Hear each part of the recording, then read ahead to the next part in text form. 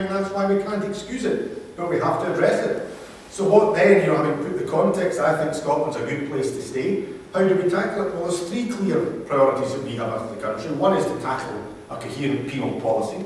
Second is to address the corruption and the problems that come with alcohol. And the third is to address serious and organised crime, which I'll come on to. The reason we need a penal policy is our prisons are fit to burst. They have now gone through 8,000.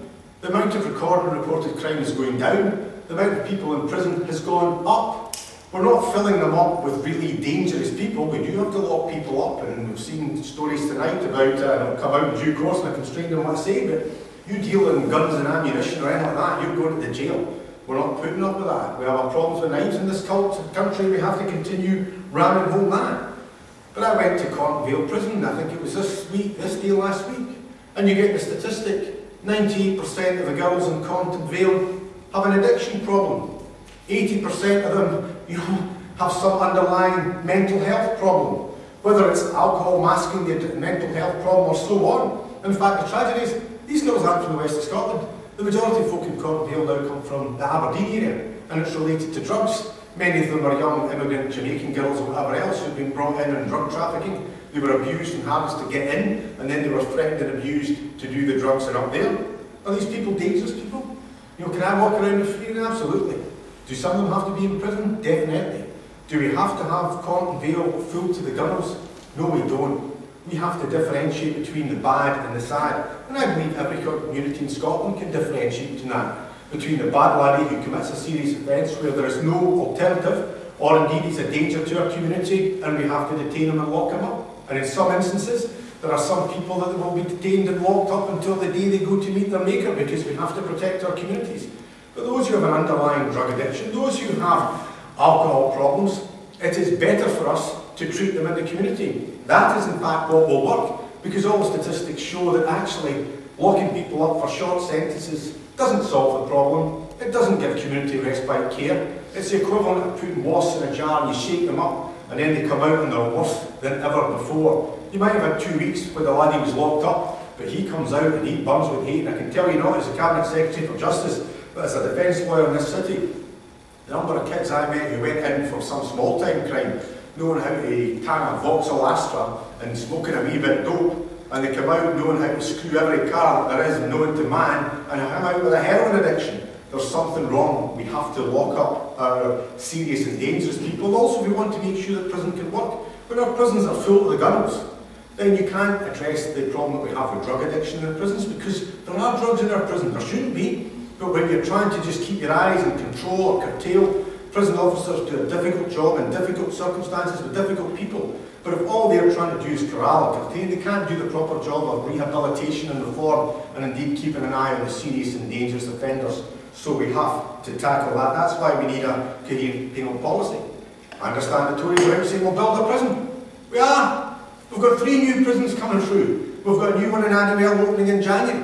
We've got one in Bishopbriggs that will be opening in a few years. We've got one in Aberdeen, or Peterhead will replace the old existing ones in Peterhead and the Aberdeen area. We are building new prisons, but we build new prisons and we fill them. And we fill them not with serious and dangerous people, but with 14,000 people, not 14,000 individuals, but 14,000 receptions, in, out. As the prison system says, people doing a life sentence in instalments. In for 3 years, out for a couple of days, in for 3 months, out again for 6, back in for a year, out again. It doesn't work. Also, it costs you a fortune. When the Tories say, well, we'll build another prison, how much? When are we going to start looking after the good people in this country? When are we going to actually start building homes and housing and schools? Because prisons don't come free. This idea that prisons cost free, no, it's not. If we have to build an extra 2 to 6 new prisons in this country, then you're looking at anywhere between $1 billion to $2 billion. There will not be the funds to build the affordable homes that we require in the city of Edinburgh. There will not be the money to repair the new schools and replenish old schools that we have in this city. We won't have the money to invest because prison is downright expensive. Not only do you have to build them, but you have to pay a cost of £40,000 per annum to try and make sure that you run them on a daily basis or annual basis for every prisoner. There has to be a better way. And even in the United States, in the land of the free, Arnold Schwarzenegger, God bless her, realised that actually things had to change in America. Why did they have to change? Because he realised that in the state of California, the 5th largest economy in the world. They were spending more on the Department of Corrections than in the Department of Education. What a ludicrous position to get yourselves in, but if we don't change, that's where we lined up. We're ratcheting up and putting in more. And the only final matter I'll say in penal policy is we are a much more retributive society than ever before. You know, we do want to see people punished. I get letters from people and sometimes I've suffered. I haven't had a relative near me die through a stabbing or anything like that, and I can wonder how difficult it must be for people. And I get people, sometimes colleagues in MSP, saying they only got 5 years, or they only got 7 years. I go, what do you think you want? 15, 20? I watched Louis Theroux last week, somebody was doing 529. Where do you want to stop? Why 529? Why not just make it around 1,000? You know, when are we going to change? And actually, I tell you this story because the director of the Scottish Prison Service told me he'd been in Norway. And back at the turn of the 19th century, Norway used to have all these sorts of punishments of middle age. They used to put a nail through your wrist and things like that. And they said, this is not a thing. It's a civilized nation now. So what we'll do is we'll calibrate it. And do you know how they calibrated it? If you were getting a stake put through your arm, that was 1 year in prison. If you got a stake through their arm and they excoriated it about, that was 2 years in prison. I was in Berlin and there was a guy doing 5 years.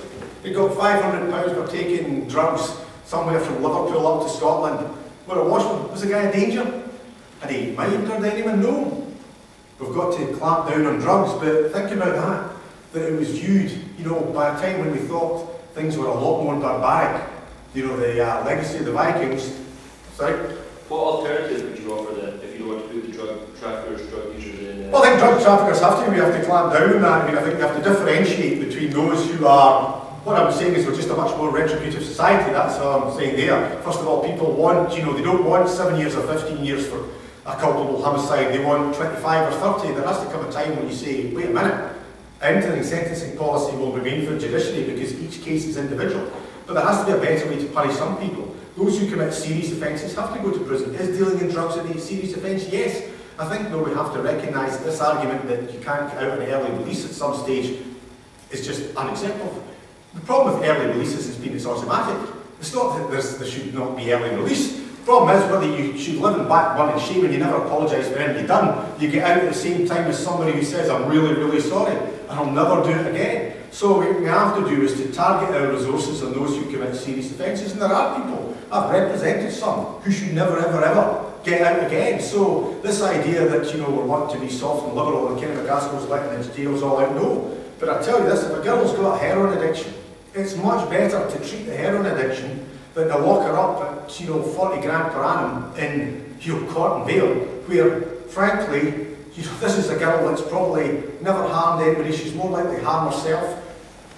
So I say I think we have to change there, but people do have to be punished, and I also accept that some short sentences have to remain. Why is that? Because you do get folk who try to help, but I get sheriff saying to me, well, I've done something like that, and he's back again. And there does come a time, but we have got to change, because at that level, you know, 40,000 plus millions and billions it is, we can't go on, and therefore we have to change. The precise sentencing, I think, has to be for the judiciary, but it's quite clear that short sentences don't really work. They don't work in terms of any efficiency, they don't work in terms of cost.